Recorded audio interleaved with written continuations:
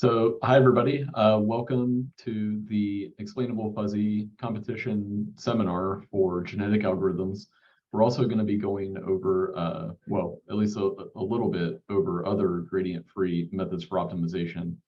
And the reason why we're doing this is because it's one way to do reinforcement learning for your AI agents for Asteroid Smasher.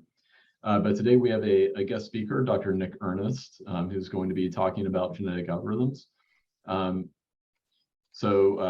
Dr. Nick Ernest, he is the chief architect for Talis Avionics and leads the Explainable and Certifiable AI Research Lab based here in Cincinnati, Ohio.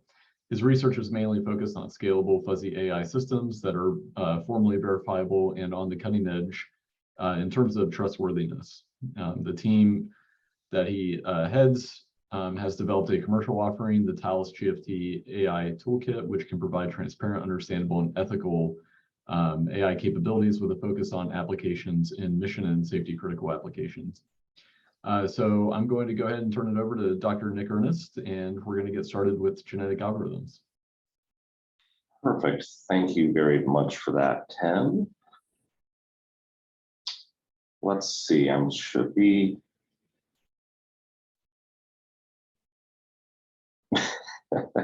Can you hear me, Tim? Yes. Yeah. Yep. And we can see your screen. You can see my screen. Fantastic. My Windows decided to have a moment right there. All right. Perfect. Let's see if of course, PowerPoint's going to do this.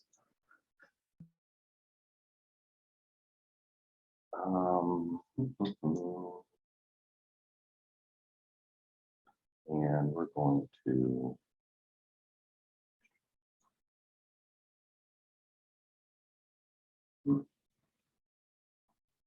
Well, you know what? Apologies for this. If it wants to do that, that's perfectly fine with me. Give me 1 second. I want to change the monitors.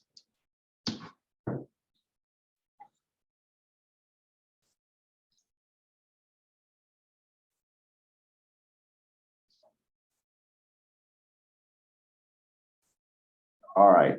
How about now? Do you see a full screen PowerPoint display? Yep, looks good. Fantastic. So, good morning or good afternoon, everyone, depending on where you are. Indeed, we'll be talking about gradient-free optimization methods with a focus on genetic algorithms. Thank you very much for that introduction, Tim. Very excited to be going over this lecture with you all today. So at a very high level overview, I'll say, well, let's define what we're talking about here. First of all, a gradient-based optimization algorithm is very simply a search technique that's going to rely upon that search approach by using the gradient of the current value of the function at some current state. A prime example of this would be something like a gradient descent algorithm. And this image on the right can help us all kind of baseline where we're talking. This is just some sort of space, and we have a global optimal value, a maximum that we're trying to achieve here. You'll see there's some other local maximums that are significantly less higher in terms of performance than that global maximum.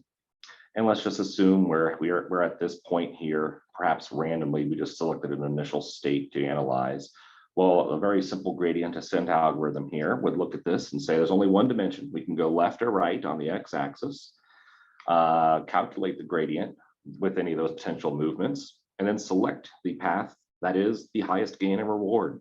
So if you utilized a very simple algorithm like that, you would see that this current position here would go to the right and would quickly get stuck at this local optimal value here, because obviously going left, even though it aims you towards that global maximum, well, that has a decrease in fitness from your current position. Now, a gradient-free optimization algorithm seeks to mitigate this limitation here, primarily aimed towards making so we cannot get stuck at local optimas by doing literally anything else other than directly analyzing gradient in order to determine the direction or inner mechanics of how we're going to exploit and search this state space. A lot of approaches fall under this umbrella term. By far, what we'll be focusing most on today is genetic algorithms, and in particular, how those algorithms can deploy for fuzzy logic optimization. But by no means is that the only approach that you could utilize as you go through this competition this year. So I'll start off this briefing by just covering a smattering of some non-genetic algorithm approaches that many of you probably have heard of before. The first we'll talk about is particle swarm optimization. And here we have some sort of space that we're trying to search. You can see there's some sort of global optimal value right here. And either a random or uniform distribution of potential solutions or particles are placed along your search space. And then these individuals move through the solution space guided through some mechanics. A lot of times there's contributions from the best solutions currently found. But either way, these individuals move in some manner throughout the space. And generally, the goal there is that some of them will find a higher quality solution than getting stuck at some local optima. Very suited to continuous spaces rather than discrete spaces here. And while we're not calculating the gradient in any way, shape, or form, this methodology is essentially trying to follow that gradient implicitly, but because we're using a swarm of particles rather than just one, it seeks to be a little more robust when it comes to getting stuck in local optimal values. A very simple, or at least what can be a very simple alternative approach is pattern search. There's a lot of things that technically fall under this umbrella term, but in general here, we just have one state or one solution we're looking at any given time. This is not population-based. And some step in a direction along your search space is decided, and these can, well, theoretically, they'll eventually get smaller and smaller until it finds some optimal or local optimal or global that it presents as the best solution it can find. Typically, these are very simple with very few hyperparameters compared to other algorithms, and those hyperparameters will be a topic of our discussion throughout the remainder of this lecture of the number of those hyperparameters, how we can set those hyperparameters, and what those hyperparameters can do with respect to the overall effectiveness of our search algorithm. These generally tend to be more simple when it comes to that. However, can have scalability concerns when it comes to number of variables, dimensionality of the problem that you're looking at, and the types and quantities of local optima that you have. Simulated annealing, another approach, quite different than the other two that we've talked about thus far. Here, it's actually based on emulating the cooling process in metals to their lowest energy state. You'll see this example here is basically solving a traveling salesman problem, routing optimization problem, if you're familiar.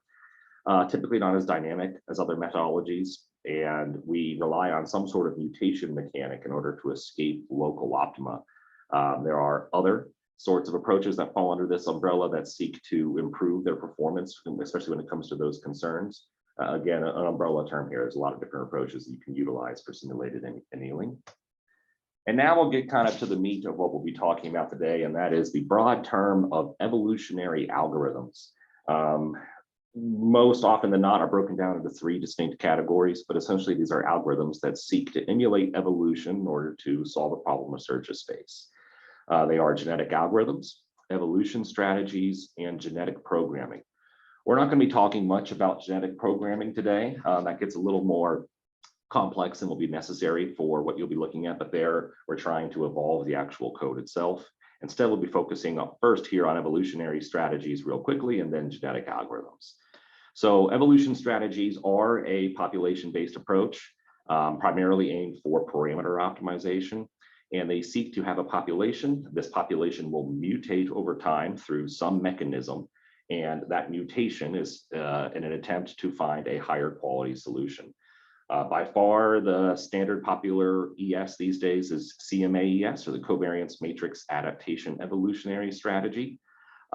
Here we're using a covariance distribution of our highest fit or elite members here to sample new random members to make in our population. And we can get very high performance with this algorithm across a plethora of example problems. Here you'll just see two GIFs of two different optimization search problems where you'll see quickly that the population will hone in on the actual global optima. But there are a lot of literature and other use cases that you can look up for CMS. Again, a very popular approach for evolution strategies. The main meat of what we'll discuss today are genetic algorithms. And these, more so than I would say your other evolutionary approaches, is that are going to more accurately or somewhat more accurately attempt to model evolution within a breeding population of potential solutions. So here we have a group or population of these individuals. They are evaluated in terms of their fitness within an environment, and then they breed amongst each other, generating offspring. And that breeding occurs in such a manner that it favors the most fit members of a population. And here, mutation can also occur, but a defining factor here is that also breeding occurs between members within our population. And this is a large umbrella term as well. You could encode realistically any finite number of algorithms, and they could be classified as genetic algorithms, but essentially those key building blocks are necessary here. And what you're seeing in this GIF is just a few generations of a output of a GA being utilized for a simple 2D cart problem navigating within corridors. So a little bit of a history lesson. A lot of these optimization algorithms are quite historic at this point. GA certainly so, first becoming very popular from Holland back in the 60s. In the 80s, Goldberg, and honestly, if you've ever had a textbook on GA, you've probably seen the Goldberg text on genetic algorithms, where that's actually getting deployed in computer systems and utilized in the sorts of problems that we'll talk about today. But a lot of work has stemmed from this. They're still very popular and widely utilized in industry, especially if it needs to be a gradient-free optimization approach you utilize for your problem. GAs are still very popular with a wide array of types of algorithms that they are used to optimize. So if we're entering the world of trying to model evolution here, we can kind of create an analogy that we'll be discussing as we go throughout the rest of this lecture. And that is that we have some core basic building blocks. We've already talked about a population of potential answers. And those population members belong within an environment. We're going to call that environment essentially our fitness function, but that is just the space that we want to explore and find a high quality, near optimal solution within. Those individuals within our population we'll refer to as chromosomes. And these chromosomes are essentially meant to imitate the genetic makeup of an individual that was within that population. So here a chromosome is going to define a potential solution to that problem that is the environment. Those chromosomes are made up of genes, which are just a collection of genetic information that governs some element or aspect of that problem. And those genes are made up of alleles. So the allele is our smallest building block. It's just some value, an individual value of a parameter within a gene. Typically, genes have more than one allele, I would say almost always, and typically chromosomes have more than one gene. So that's kind of the analogy that we're going to be working with today. And the process here is very simple. We create an initial population of chromosomes or potential solutions to our environment. And then until some stopping criteria is met, whether that be we know the actual optimal solution, so until we are not at that optimal solution, or just until some amount of time has elapsed, or we have reached some performance benchmark that we are satisfied with, then we will first determine the fitness of each of our chromosome values. I'll show some examples of this here in just a little bit, but essentially we're measuring how close to optimal any individual chromosome within our population is, especially compared to the other chromosomes within that population. And then we create a new generation, a whole new population, or at least potentially an entirely new population, where we select chromosomes for breeding. There is some percentage chance that that breeding will be successful between two chromosomes and result in an offspring. We'll refer to that as crossover. I'll explain that more in detail here in just a little bit. There's also a chance where mutation can occur, that is either on that offspring or on those selected individual chromosomes, that some alteration to their alleles within their genes that make up that chromosome can occur. So here's the exact same thing, but in some very brief block diagram. So we initialize our population. More often than not, what that means is we generate a random series of chromosomes first to make up our population. You can certainly seed your genetic algorithm. There's a lot of work within that field, and especially if you have a high level of a priori knowledge or understanding of your problem, pre-seeding your genetic algorithm can be highly effective. when I say highly effective, what I mean by that is at the end of the day, a genetic algorithm can find, if properly set up, can find the optimal value for any given encoding of your problem. Its ceiling is the same as just simple random search or brute force. Now, of course, the limiting factor there is how much compute power you have available to you or how much time you have.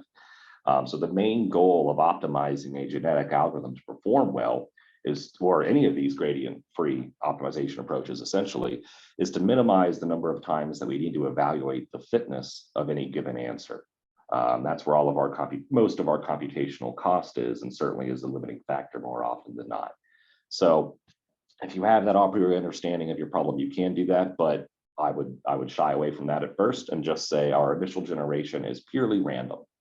Well, those random chromosomes go through, have their fitness evaluated, and then some of them are selected for breeding. That selection process, again, favoring the more fit members, we create offspring and repeat this process again until that stopping criteria is met. So really, when it comes down to it, then there are three main components to a genetic algorithm that you have to develop. The first of which is the encoding of your variables that you're optimizing. That is, the makeup of your chromosome needs to be defined. And we'll cover what some of those are as we go throughout this briefing, but essentially you could encode in any way, shape, or form the variables that you want to optimize, but know that the genetic algorithm is not going to be working with those variables themselves, but rather with whatever encoding of them that you define. We'll show some more details, but specifically I can bring up the topic of granularity for the optimization of those variables. That can be determined by this encoding. And if you make it highly granular, it can make it more difficult for the genetic algorithm, but of course the performance ceiling could be higher. If the encoding of your variables is less granular, well, it's much easier on the genetic algorithm, but again, performance could suffer. Next, you need to define your fitness function. The good news for your competition is, well, most of that work's done for you because the fitness function here is going to be the game that you will compete in. But this could be something much simpler. Let's say it could just be mapping to a function. Let's say sine of x. Let's make something that fits to sine of x or approximates the sine of x. Well, there our fitness function could just be a error value of how far off our approximate function is from sine of x. But in general here, we need some sort of function that literally just outputs a fitness variable for each of the chromosomes within our population. And then we need our breeding paradigm to be defined. Again, you could do this in any number of ways, but essentially here within a GA, we're going to have both crossover and mutation. And we want those mechanisms to occur in a certain way and with a certain probability of happening on each of our chromosomes.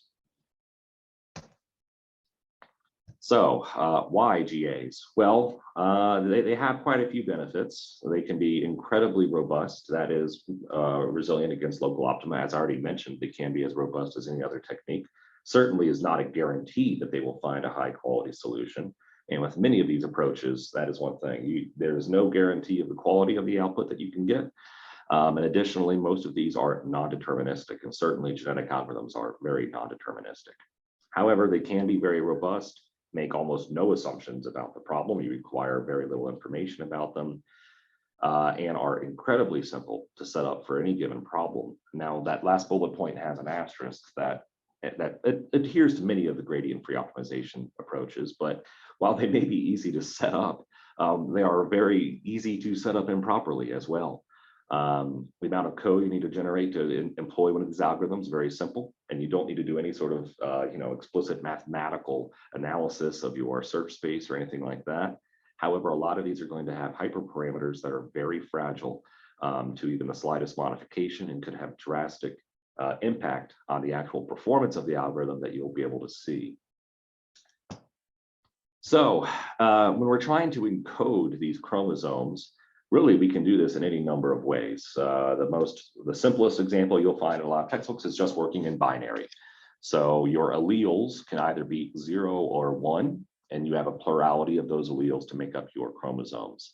Though they could be any alphanumerical character, especially if we're talking the world of genetic programming, you can have entire software functions be defined via a chromosome. More often than not, though, rather working with integers or floats. And by integers, I particularly mean non-binary integers. So as I've already mentioned, for simple problems, the fitness function can literally just be an exact error measurement. So we have sine of x, and we want to figure out how far away we are from approximating sine of x. Well, okay, just calculate that. For a lot of the problems that GA is going to be utilized for, this is not the case though. And instead, we're going to have some combination of a variety of performance metrics for that GA. And it's going to be relative to the other solutions that we have found thus far. That is, we may not necessarily know what the optimal value is that the GA could find. An example I'll give related to some of the work that we've done in the past is if you had a genetic algorithm optimizing an AI that's going to control fighter aircraft in a combat engagement. Well, a simple fitness function could just be how many times does the AI win compared to how many times does the AI lose? Or it gets a point if it wins a mission and loses a point if it fails. Well, that certainly would function as a fitness function and something would come out of that, but that leaves a lot to be desired because for those sorts of problems, not just counting your simple wins-loss ratios, but rather having many submetrics will encourage good behavior that will lead to those desired goals. So, and additionally, there's a lot of ways you can win a game where some wins are better than others to achieve. That is, if you just barely eke out a victory in some sort of combat engagement versus if you do so flawlessly. Well, obviously, we want to reward that good behavior, that better behavior, more so than the simple victory. For all of these approaches, the key thing to remember is that they will optimize exactly what you want them or what you tell them to optimize. So if you encode a simple win-loss as your fitness function, well, it will seek to do that. But that will not necessarily reach the performance that you would desire. And if there's an error in your fitness function, well, that's a serious problem because again, the GA here is just going to optimize for what you encode it to. And it's up to you to ensure that the desired behavior corresponds with a high fitness value being resulted from your fitness function. And similarly, a negative behavior should be associated with a negative fitness within your fitness function. So once we have our fitness values for our chromosomes, the next thing we need to do is work on creating that new generation such that we can go through the next iteration of the process. The first step there is selection of our chromosomes that will be utilized to generate that new generation. One of the first methodologies we'll talk about today, and I'll show this in the example code I'm about to run through, is tournament polling. And quite simply here, one implementation of this, the most basic would just be you have some size n of your tournament, and you're going to randomly fill that tournament with some subset of your population. So let's say you had 100 chromosomes. Well, you can make your tournament size 5. So randomly select 5 chromosomes from the population, purely randomly, not evaluating their fitness whatsoever at that point. And then the victor of the tournament is quite simply the chromosome who has the highest fitness amongst that subset. Tournament size here can have a significant impact, perhaps quite obviously, in the sense where if your tournament size is equal to your population in size, so if we had a population of 100 and our tournament size was 100, well, at that point, all you're doing is selecting your most fit member for breeding, which has some negative consequences I'll talk about here in a minute. On the flip side, if you set your tournament size to 1, well, now all you're doing is literally random search throughout your population. Fitness no longer will have any impact, and all you're doing is randomly selecting a chromosome to have some sort of random change given to it. So the exact ratio of your tournament size with respect to your overall population size is, of course, very important. And additionally, this methodology, at least in this implementation of it, automatically precludes the lowest fit chromosome ever being selected for breeding. So there are some implications here.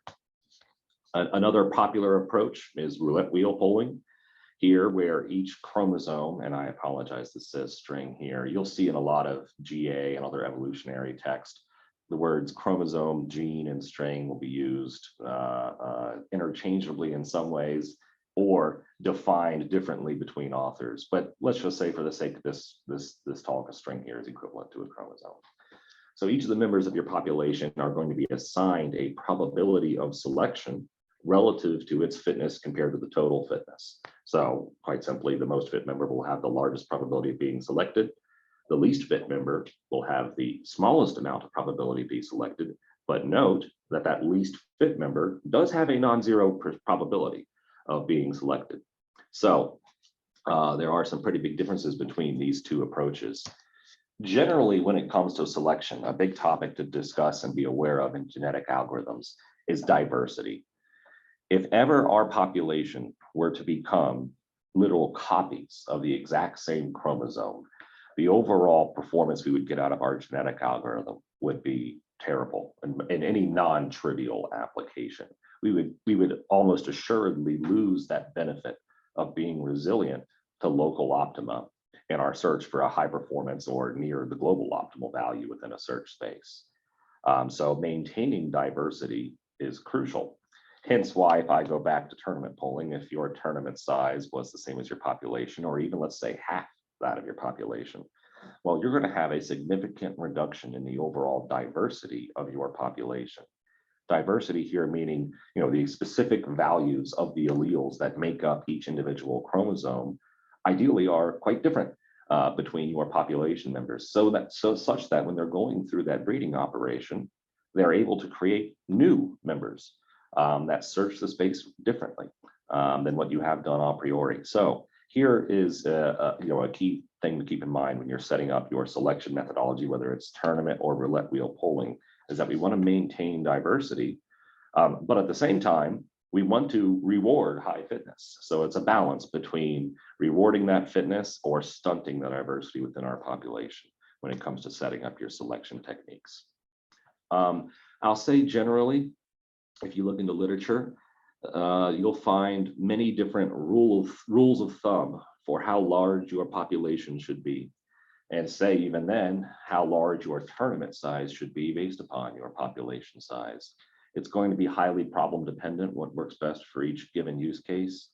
More often than not, the answer is that the larger the population, the better, but of course that has a computational cost associated with it. So it depends upon the exact use case that you'll be working with, what sort of population size works well for you, and then what selection mechanisms work well for that population.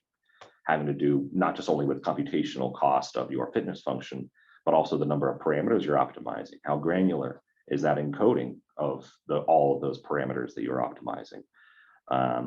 How many local optima are there in your use case, or is it relatively simplistic in terms of climbing to your global optima? Those sorts of topics are things that you consider when you're designing your selection approach. Now to talk about breeding. There are two main umbrella terms here: crossover, mutation. Crossover typically creates larger sweeping changes to the genes. That is the interchange between the genetic material of two different individuals within your population. And typically here, crossover between chromosomes will occur on a gene by gene basis. So smaller subsets of alleles within each gene are more likely to remain unchanged, but good large chunks of those genes will be traded or swapped between the two parents. Typically within GAs, these are set to have a higher occurrence percentage. Mutations, on the other hand, is more often than not, it is set as a lower likelihood than crossover, but that is by no means a hard rule. Both of these can be set to 100% if you want, or crossover, no crossover, and purely mutation. However, typically mutation is meant to create smaller, more precise changes to a gene, as well as introduce new genetic material. If you note crossover, we have our initial population that we generate randomly. And let's say that within that random population, there are certain values for certain alleles that aren't in the population. And if those values aren't in there, then crossover cannot add them. Whereas mutation has the ability to incorporate that new genetic material if it just so happens to not currently exist within the population. So mutation and crossover are both very important typically to your standard GA.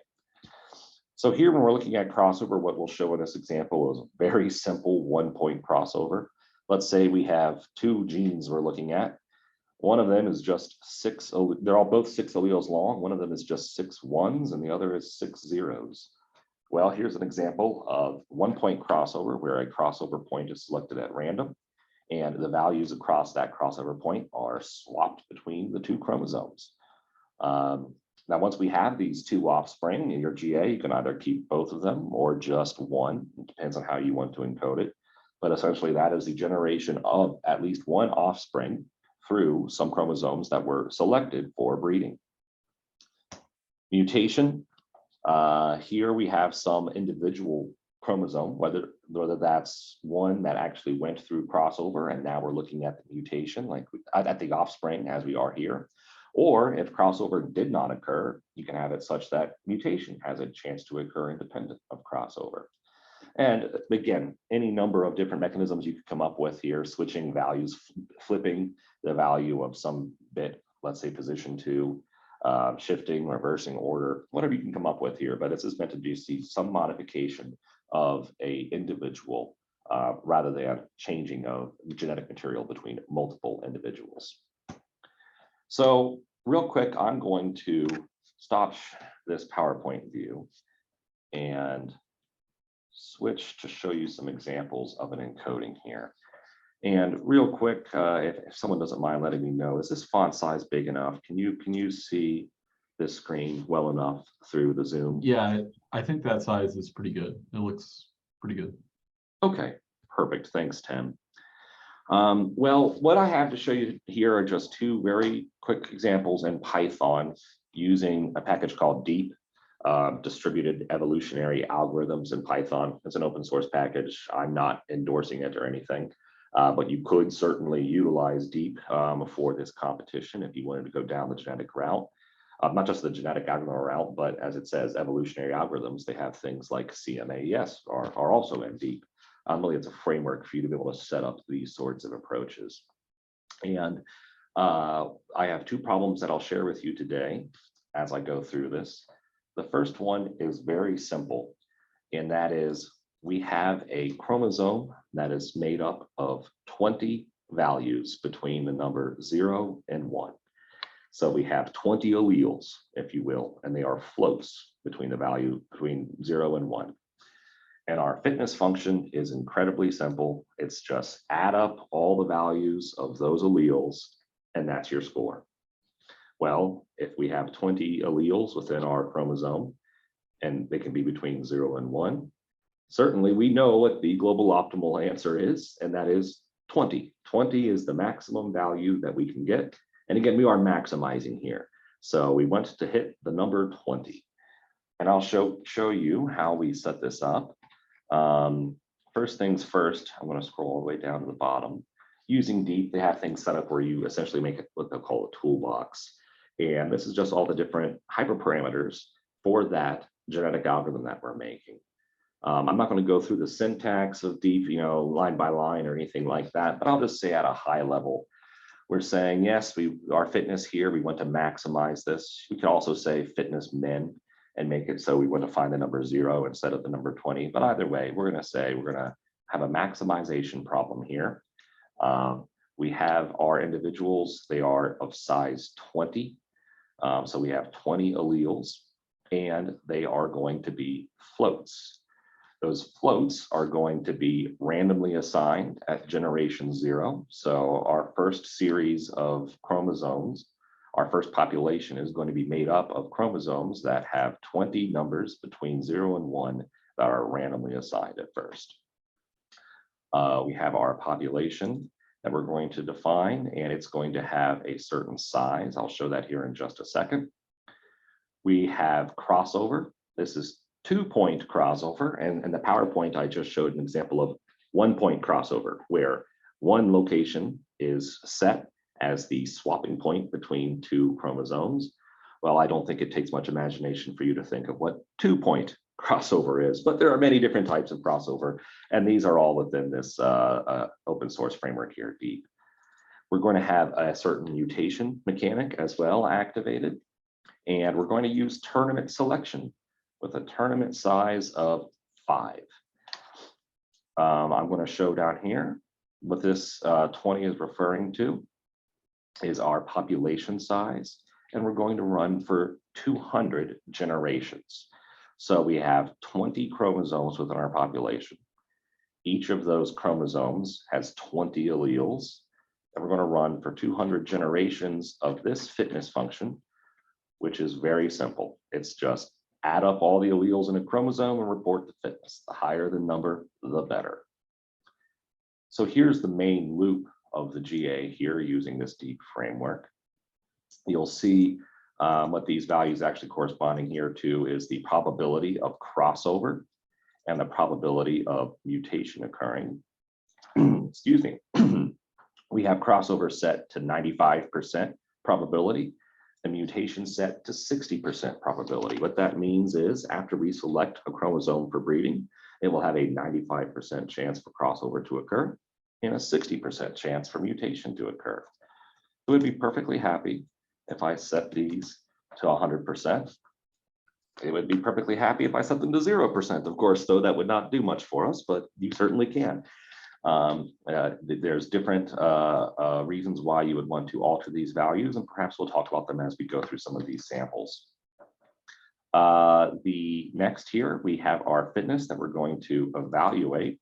That's calling this method up here, which again is just the sum of the chromosome.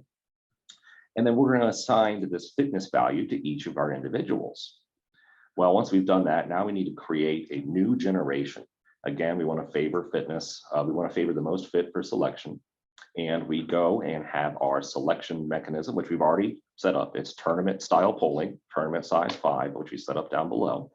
So it's going to go through and randomly select a series of offspring, a series of chromosomes for breeding. And we're going to populate that with offspring here as we apply crossover and mutation. If it occurs, again, if the mutation chance triggers, and same thing with the crossover chance, if those trigger, then we mate those two offspring in the case of crossover, or we change, we mutate it in the case of mutation. We then find the fitness values of those offspring, and the cycle will repeat. Again, in this case, we're letting it run for 200 generations, what we have it set to. We can also set a stopping criteria of maximum fitness found equals to 20, because in this case, well, we know that's the optimal value. As I go through these demos, because correct me if I'm wrong, Tim, this is a 90-minute seminar, potentially we have, so we're only 37 minutes in. Feel free to ask questions at this point. If any of this isn't making sense. Again, I know I'm not going line by line syntactically here, but just at a high level, if you have questions, please feel free. So I'm actually going to hit run on this now, making sure I've got it all set up right. Yes. And this is a very simple problem. It's going to go very quickly. But let's just take a look at some of this. At generation 0, here are some values that we came up with. We analyzed our chromosome. The worst fit member had a score of 9.36. The average was 12.89, and the max was 14, well, essentially 15. Again, here, this is all just with a population of 20 different random chromosomes that we made. And so if I hit run on this again, and I'm going to stop the animation, you'll see we got different values this time. In fact, it looks like it just was a little less lucky this time with rolling out those initial random values. Our min wasn't much worse, but our max was. But either way, as you can see, as we go through the step, this is kind of the line to look at here, the maximum value that we found. I'll just keep scrolling. By generation 5, we're up to 15.2. We're up almost to 16 at generation 10. I'm going to scroll down to generation 50, up to 18.86. And let's see how long it took. Well, here, one thing we'll look at first. We're already up to, let's see, here we are.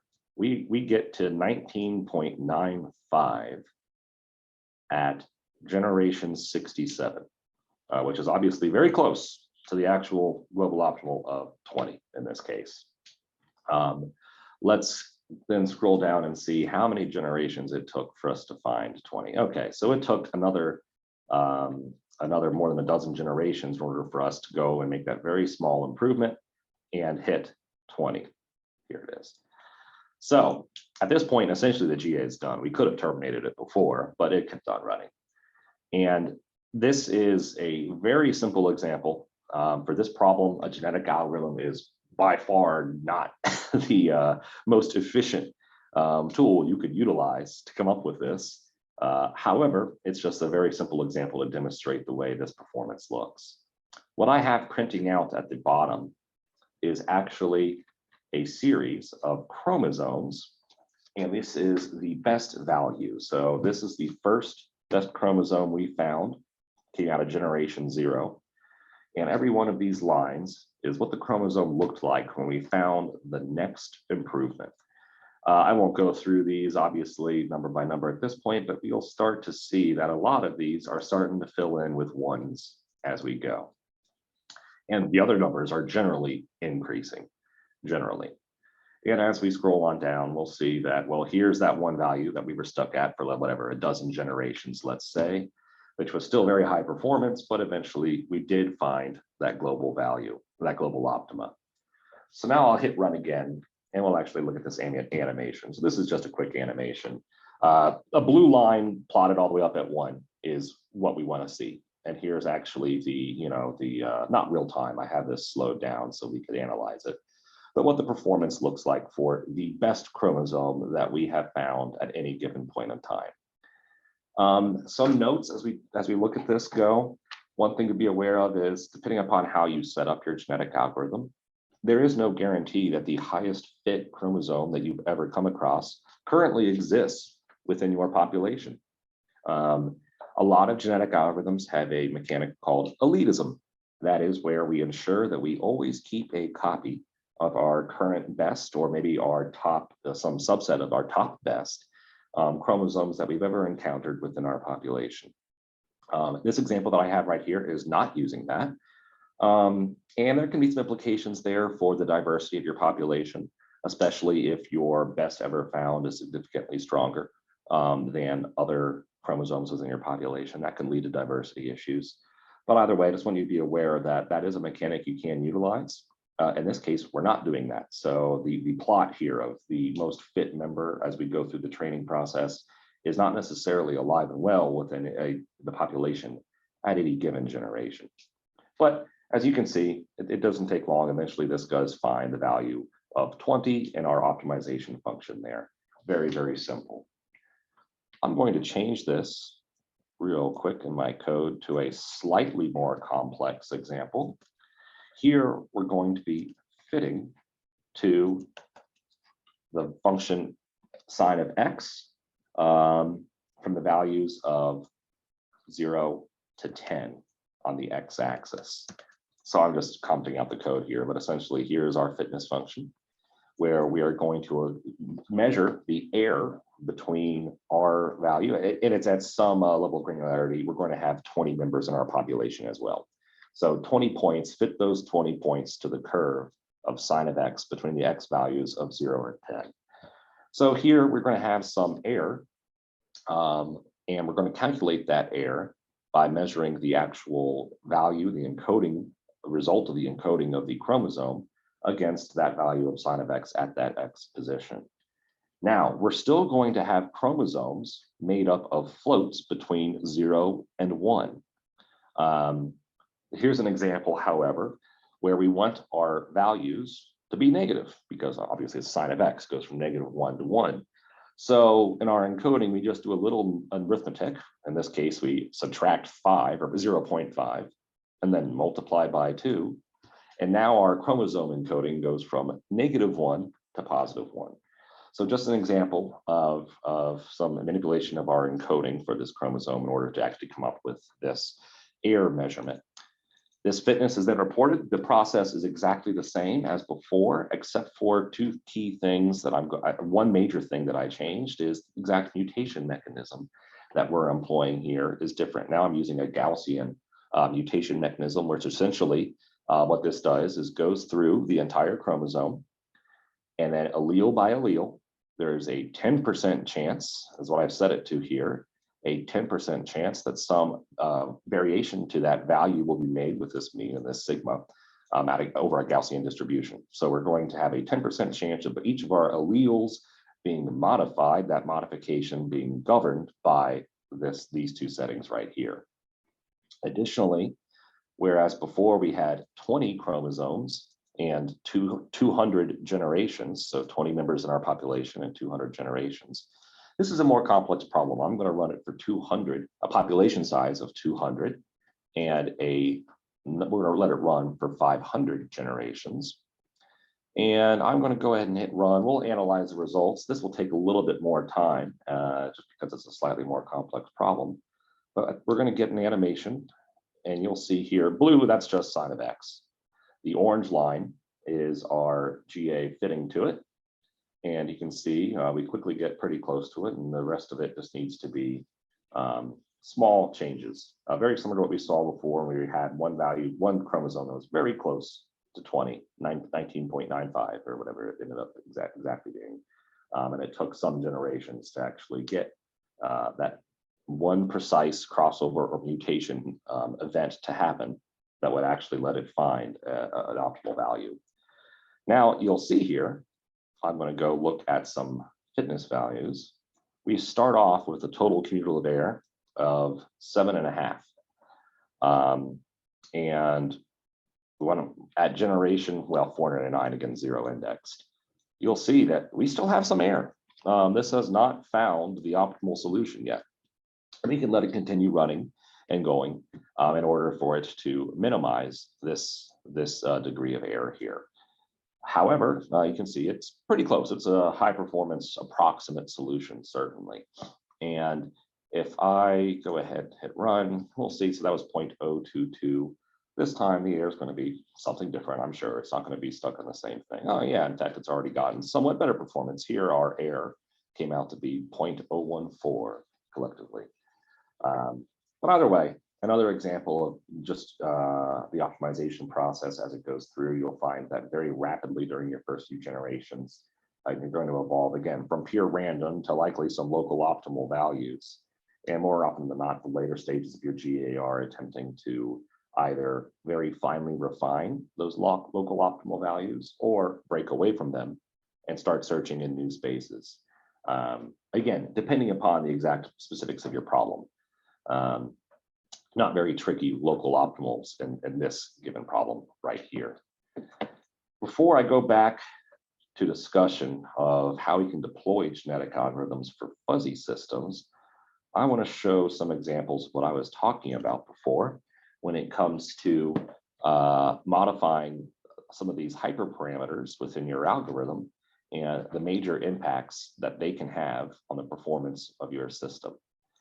If I have this sigma set as 0.01 instead of 0.06, which if you're not familiar with the exact mechanics here, might not seem all that terrible, you'll see that our system within 500 generations had significant difficulties. We are no longer anywhere coming close to the exact level of refinement on hitting that performance level. And if I, vice versa, do something like this, I'm sure we'll have similar problems as well. Although I could eat my words. No, this was working just fine. So you'll see here that these hyperparameters, yeah, this one worked out pretty well. These hyperparameters can have they do have a very significant effect on your overall problem. An understanding of these just types of values that we're looking to get out of it, as well as anything you can do to understand the search space, very, very useful there when it comes to setting up any of these parameters. Now note that I'm going to add a quick, we have time, yes. I'm going to turn off our animations. I'll leave the animations on. But T0 equals time dot perf counter, print time dot perf counter minus T0. So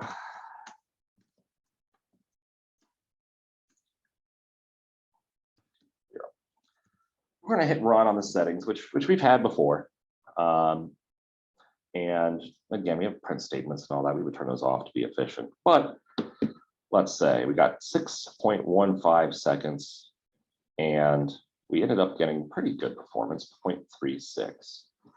Well, if I modify our population size to be significantly larger, let's say I make this 1,000, but I significantly reduce the number of generations that we're going to run over, let's take a look at what comes up.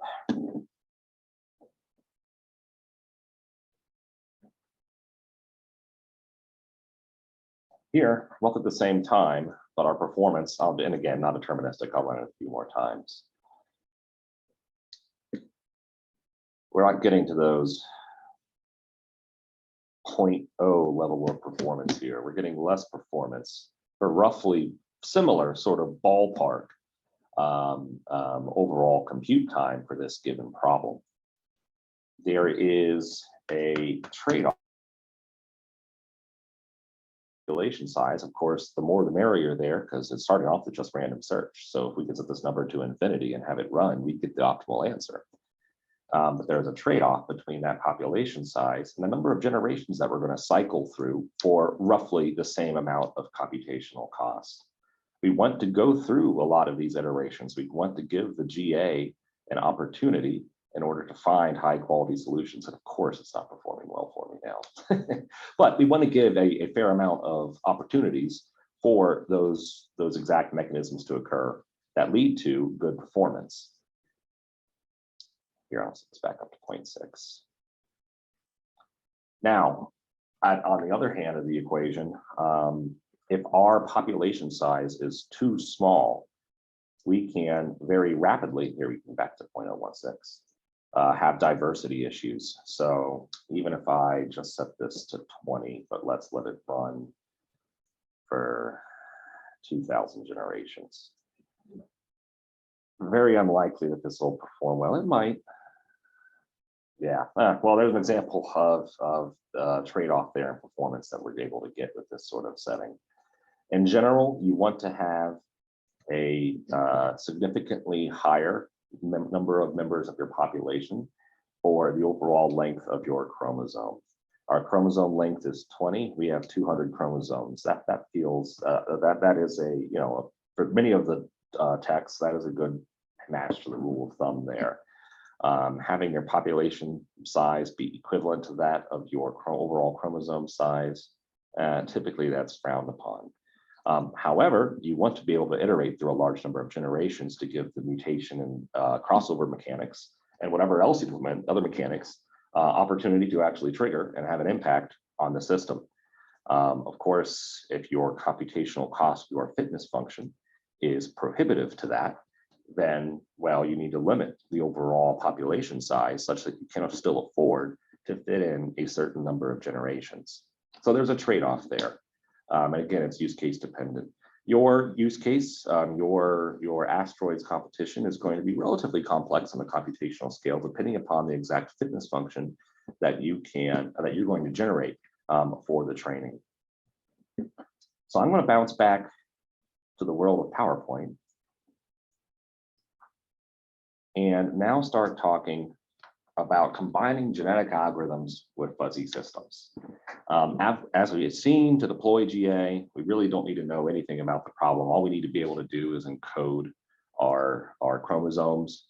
We need to have some sort of measure of fitness, of optimality. We don't need to know the actual optimal, however, but we just need some sort of way to relatively compare the different potential solutions to that problem. And in general, GAs are used for applications where you want to find a high performance approximate solution. Of course, no guarantee is offered that a global optimal is found, but you just want to find a high performance approximate solution while being mitigated against, or somewhat mitigated at least, against local optima. Well, fuzzy, as I'm sure you were discussed during the last seminar, can be essentially utilized quite generally as well as a universal approximator. One of its key strengths here, requiring very little mathematical understanding or exploitation of the system in order to come up with high quality control, and more often than not, is aimed towards high performing approximate solutions. So perhaps it's no great surprise then that genetic fuzzy systems are an incredibly popular way of bringing fuzzy into the AI machine learning world. Certainly since the early 2000s till present day, genetic fuzzy systems, I would say, are the most popular approach for optimizing FISs or fuzzy inference systems. By far, not, again, not the only. You can go about this any number of other ways. However, a genetic fuzzy system here, what we're doing is utilizing that GA to either optimize our membership function distributions, optimize our rule base, or both. Heck, you can have it switch what defuzzification methodologies you are using as well if you're so inclined. And our fitness function in this setting is the evaluation of the performance of that FIS in some setting. Either that's against a data set, or we have some sort of environment that we can simulate. So we have some function, some methodology in order to get a relative fitness value for a FIS that is generated through a GA. So this is our encoding. This is our fitness function. And the specifics of that encoding, again, quite flexible, but an approach for encoding those FISs will be what we discuss next. So the first topic we'll talk about is our membership functions. You can have, obviously, as were discussing in your last seminar, these come in many different shapes. What I'll show today are just the most simplest, or one of the most simplest, that's just triangular membership functions, here being defined by 3 points, 2 endpoints, and 1 center point. And if we wanted to, we could encode this quite simply by just having our alleles be any value between 0 and 1, any float value, like we just saw in our example code, and then have 9 alleles. So let's say we want to make 3 membership functions. Well, we could just have 9 alleles. 3 alleles will define, the first 3 alleles could define the shape of membership function A here. The second 3 alleles could define a membership function B, and the last third could describe the membership function C. If our genetic algorithm did not work with floats, and instead we encoded it only to operate with integers or even binary, it's purely, we could come up with some encoding. Here's an example. Our alleles can be between the value of 0 and 20. And then you divide by 20 in order to get the exact value at the specificity of 0.05 along this x-axis. Again, we're assuming we have normalized between 0 and 1 in this example that we're talking about today. So there's just one approach you can utilize for triangular membership functions in particular, but if you're using different membership function shapes, whatever those parameters are that define that distribution or membership function, all you do is have some encoding of that parameter within your genetic algorithm, and you can incorporate that into your chromosome. Rule bases, similarly, you can go about this in a number of different manners. There's kind of 2 main ones that I'll talk about, and we'll focus on the second here. But the first is the Michigan approach. That is where a member of your population defines 1 rule within a rule base. And the collection of these defines the entire rule base. That definitely is popular and widely used. The one that we'll talk about today is the Pittsburgh approach. Generally, this is simpler to set up for you. And that is where your individual defines an entire rule base, and therefore your chromosomes or your individuals in your population are evaluated separately and define the entire fuzzy inference system. So if we wanted to have an encoding of a fuzzy rule base, we could do this in binary. Let's say we have a 2 input, 1 output system. And let's say we have 3 membership functions for both our inputs as well as our output. Well, we could come up with a binary structure where we have 9 alleles, 9 binary alleles corresponding to the activation of different membership functions for either our inputs or our output. So if you look at this encoding, 001 corresponds to if input 1 is large, we'll say here. 110 would correspond to an input 2, where x1 is small or medium. Then y is small. 100, our output is that. So there's just an example of different encoding you can use with just binary. However, this can be quite complex. Here we're using 9 alleles per rule. And let's say we had a full set of rules within your FIS that could properly describe every combination of input membership function activation combinations. Well, we can come up with a better way to model this, or at least better in both a computational cost and difficulty for the genetic algorithm, but also simpler for us to interpret and utilize after the fact as well, is using a decision table to come up with the same sort of base of rules, but in a much denser form. However, we're no longer going to be using binary. Instead, we're going to be working with still integers, but non-binary integers. So if you had I believe in the first fuzzy seminar, you had an example of making a fuzzy inference system for how much you should tip at a restaurant based upon the quality of food and service that you received. And that's a classic textbook example. It is the classic textbook example, I'd say. And certainly it's not difficult for us to generate a rule base for that. But let's say it was hard for us to generate a rule base for that FIS.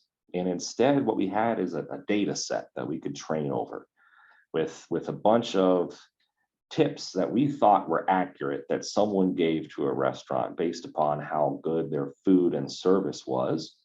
And we want to make a FIS that maps to that data set, that matches that. Well, that's a classic supervised learning problem. We can do that and have our rule base here be what is optimized by the genetic algorithm as it goes through that, where our encoding is going to be quite simple through this decision table structure here. So if you look, there's just two different potential sets of alleles I have for a rule base within an individual. The one on the left is described by this series where the index, where the value 0 corresponds to bad tip, 1 corresponds to okay tip, and 2 corresponds to good tip. The order in this gene right here corresponds to its position in this decision table. So bad, okay, okay is 0, 1, 1. Then we go to the next group. Bad, okay, bad is 0, 1, 0. And then bad, good, bad is 0, 2, 0. And same thing for over here on the right. And I think we would both agree that none of these rule bases make a lot of sense right now, and might not be, what we would consider optimal for, again, this very trivial and simplistic problem. Certainly, if our food is good and our service is good, we don't want to give a bad tip, especially if we give a better tip, if the service was just okay. Same thing over here. While maybe this quadrant of the decision table is looking pretty good, both literally and in terms of its actual adherence to what we would expect. Up in the upper left, that's not making so much sense. If our food is terrible and our service is terrible, we give a bad tip. But if they both upgrade to okay, or a good tip rather, but if they both upgrade to okay, we give a bad tip. Long story short, let's just pretend that these were two randomly made rule bases. As in population, where generation 0 occurred, we randomly rolled some rule bases, and these were selected for breeding. So now we're going to do just that. Here's simple 1-point crossover on this structure. And let's say randomly the crossover point was selected to be here. And we would have these as our offspring, the first of which is this rule table that you see down below. That is bad, okay, okay, for if our food is bad, bad, okay, good, if our food is okay, and then if our food is good, bad, good, good. So essentially never tip bad service, and then tip good or the highest tip if the service is just okay, but the food is good. Otherwise, tip okay service, even when the food is bad, because let's just say most of that tip's going to the waiter or waitress and not to the back kitchen. And then only tip good here if the food is bad, even though the service was good. Otherwise, only tip okay if the food is bad and the service is good. Otherwise, tip good. So here's just an example of how we can have that operation occur on a rule base. So if you combine our modifications to our membership function and our modifications to the rule base, well, now you have a full fuzzy inference system that you are optimizing via a genetic algorithm. And by no means does this need to be the approach you utilize for this competition. This presented as a approach, but especially with some of the frameworks out there, it can be a quite simple one to set up. So some things to talk about, especially when we get into the competition here, is that if you look at this from a pseudocode perspective, it's pretty much the same exact thing. But the main difference is our fitness function is now instantiating fuzzy systems. And then the performance of those fuzzy systems is what's being evaluated here in the asteroid game. And as I mentioned before, what that fitness value is or is going to be determined by you, the designer of the system. If you simply have how many asteroids does your AI hit before it gets defeated, before it dies? That's not necessarily a terrible fitness function, but perhaps you could imagine a case where it gets the same exact score, two different chromosomes with different fuzzy systems would get the same exact score in that approach, but one of them generally is much safer, is much more efficient, is much more accurate with its shots. And perhaps they both just got unlucky and died at the same time after having killed the same amount of asteroids.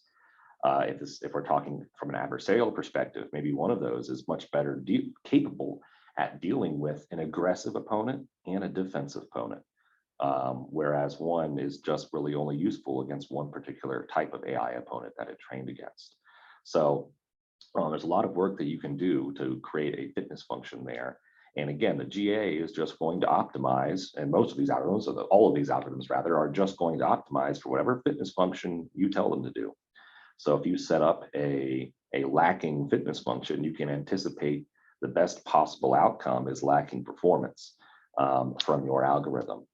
So there's a lot of work that you can do for optimizing your fitness function. In an adversarial setting, it adds another layer to that, as I was alluding to there. Not only do we need to train against different types of potential scenarios the AI could be in, but in the case of an adversarial problem, you need to train against different types of scenarios you can be in, as well as with different types of adversaries. So it can quickly become quite complex. And you could, of course, create a massive portfolio of training scenarios against different types of adversarial enemy controllers, essentially. You make that too large, of course, and the computational cost for your generation is going to be massive.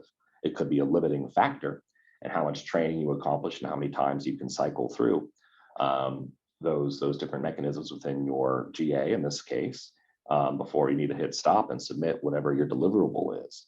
So again, there's a very, very big trade-off there. I say this quote a lot: setting up a GA for a use case is definitely more of an art form than a science. As I've already mentioned, there's a lot of rules of thumbs out there in the literature, and often they're contradictory to each other. Really, the long story short is a lot of this is going to be use case dependent. There's going to be a lot of internal hyperparameter settings you need to utilize and the specific mechanics that you should incorporate into your algorithm. And of course, if you had perfect problem knowledge, then you could design that very easily and have those values set optimally. But of course, because we're using a graded free approach, we're basically going into this assuming we do not have perfect problem knowledge. Otherwise, we wouldn't be doing what we're doing.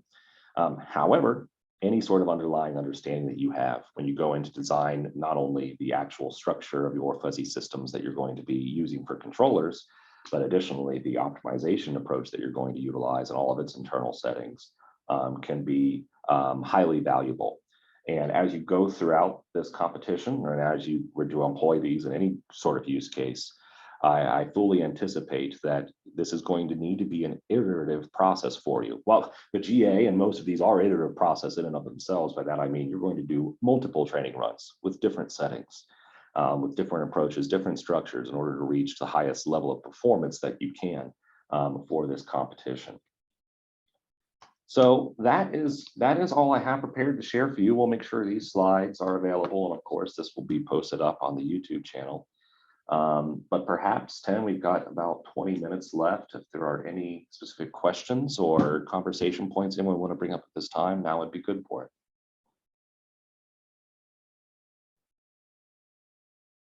Yeah, I'm going to say let's go ahead and open up to all questions from the audience. So if anybody has anything, please.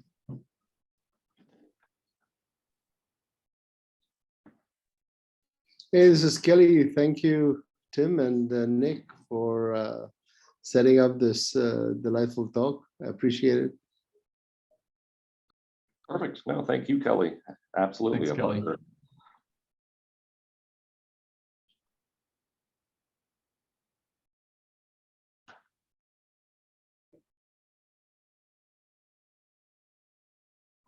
All right, fantastic. Well, I'd say if there are no questions, I know that's a lot of information for you to digest, but by all means, feel free to reach out to the organizers and ask any questions later. I'm happy to take them as we go throughout this competition process. All right. Thanks a lot, Nick. And with that, we will conclude the seminar for today. A reminder that next week we have a seminar on explainability in fuzzy systems, and that is being given by Dr. Scott Dick from the University of Alberta. I highly recommend joining that one. It'll be very interesting. Yeah, should be a good time. All right. Thanks for joining, everybody. And we'll be talking to you soon.